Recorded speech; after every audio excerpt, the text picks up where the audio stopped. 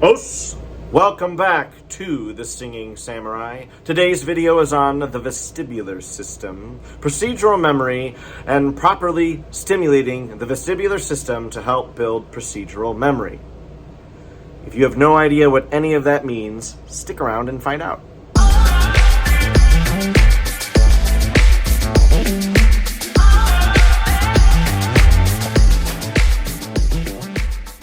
So what is the vestibular system? Our vestibular system is a system of balance in our inner ear, but it's a little more complicated than that because it is also the first system that develops in utero, and it's the last system to go offline when we die. So arguably it is the most foundational system in our body, meaning that the first way that we understand how and where we exist in time and space, and the very last way we understand how and where we exist in time and space, is via the vestibular system. But on top of that, our vestibular system also filters everything from our visual cortex, so not just our eyes, but the whole apparatus that allows us to see, and it also filters the proprioceptive system in our body, which is the system that tells our body either how much pressure or force is being put on us at a given moment, or how much pressure, energy, or force we need to create to do a given task. So in other words, everything we see and everything that we do with our body is processed, at least in some way, shape, or form, by the vestibular system. So pretty clear that this is a very important system of our body. Okay, what is procedural memory? In short, procedural memory is like muscle memory, but of course it's also more complicated than that. Procedural memory is the type of memory that we create by doing something over and over and over again, so that we don't have to think about it when we do it in the future. For most of us, I would say that walking is pretty much a granted thing. You know, we don't think about it too much, but when we were babies, we thought about it a lot. We had to figure out a lot of different things about our body and how it worked.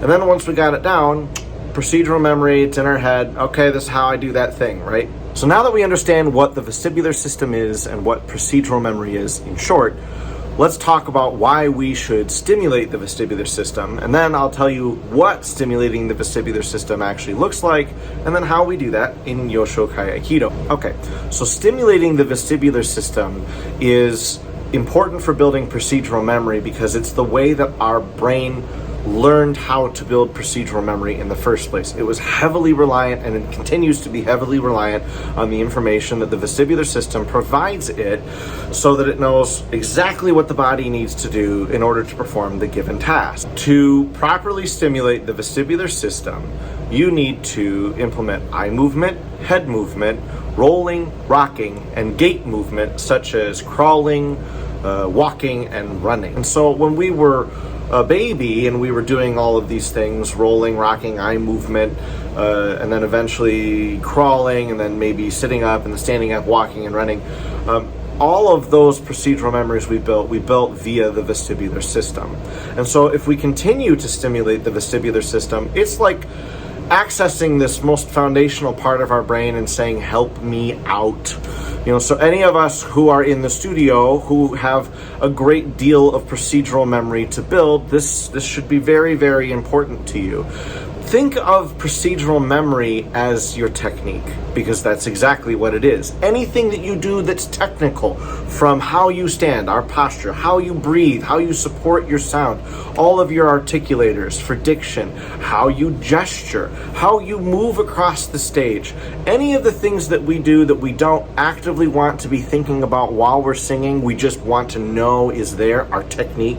That's procedural memory, and properly stimulating the vestibular system is going to help us to build our technique better, faster, stronger, and more reliably, and it's also going to help us refine those already existing procedural memories better than if we didn't implement vestibular stimulation.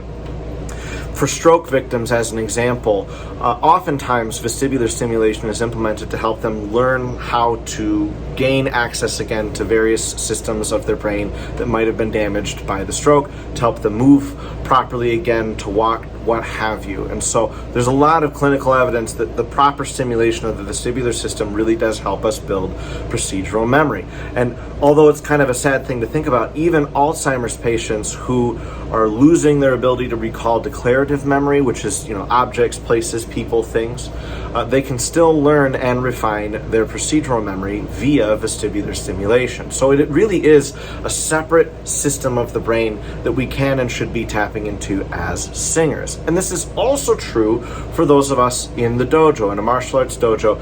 If you're learning a form, could just be simple mechanics for punching or kicking or throwing. Maybe it's falling. Maybe it's a larger kata. Maybe it's a series of partner techniques. Anything that you're doing in those techniques with your body, foot placement of your hips, your back, your shoulders, your neck, your head, all of that stuff that you're not actively thinking about when you're performing the given task you're trying to perform is your procedural memory. Or again, in other words, your technique. This should be a bit of a connecting point between these two worlds. Procedural memory, technique in the studio, procedural memory, technique in the dojo, right?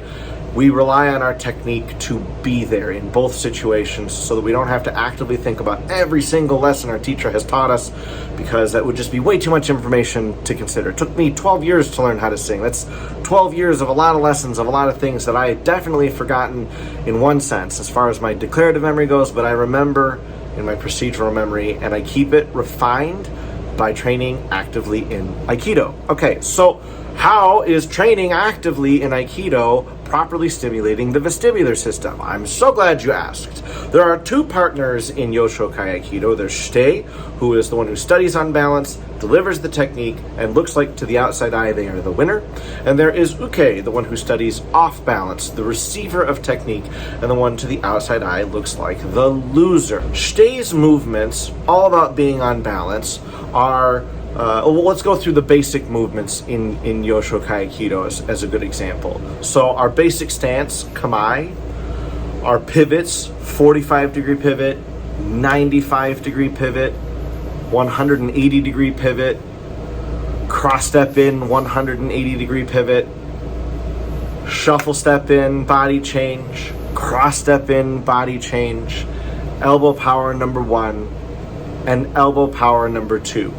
All of these movements comprise all of the partner techniques in Aikido in one form or another by stringing them together, and maybe it's just one or two, but we do them all the time, especially kamae. We begin and we end every technique with kamae.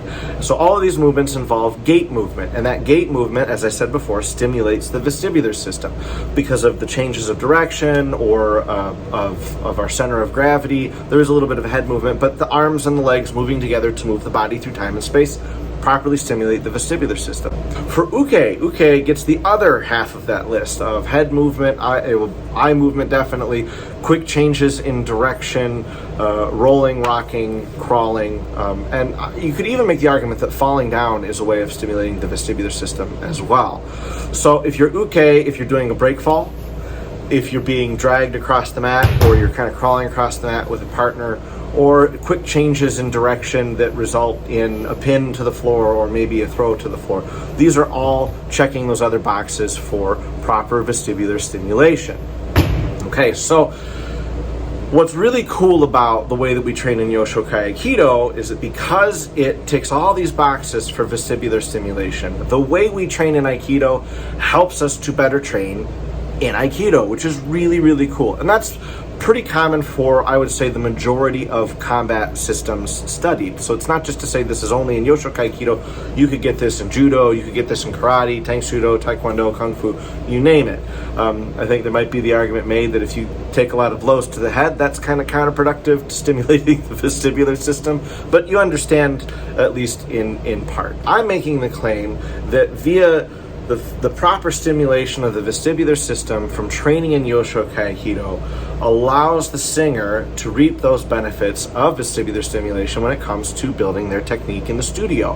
And this happens two different ways. One is stuff that I do in the studio. Maybe I'll have students do a pivot, I'll teach them how to do pivot, or I'll teach them how to do kamae, I'll teach them how to do a very basic break fall, something safe with mats, just to help stimulate the vestibular system in that moment. A lot of times in the studio, we can get kind of static, and I'm not saying all the time, and I'm not saying that everyone teaches that way, but there are a lot of finer points that you have to come across, and sometimes it's easier to just kind of keep the body still so that you can focus. But that can also run counterintuitive, because if we're not getting that vestibular stimulation, it's going to make it that much harder for us to retain that technical knowledge. So I'll do certain things that will stimulate the vestibular system to try and help that out, especially if a student seems to have like they're having a technical block. But the other way is that when I consistently train in Aikido, and when my students consistently train in Aikido outside of the studio, and when they come in the studio, they notice, and I notice, it's much easier to build technique. It's much easier to process that information.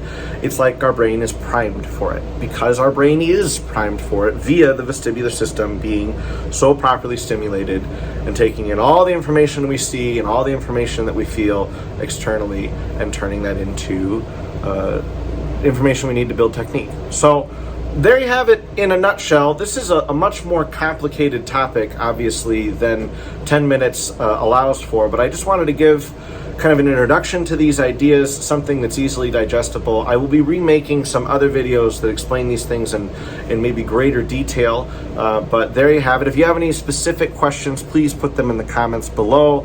Thank you very much. Os!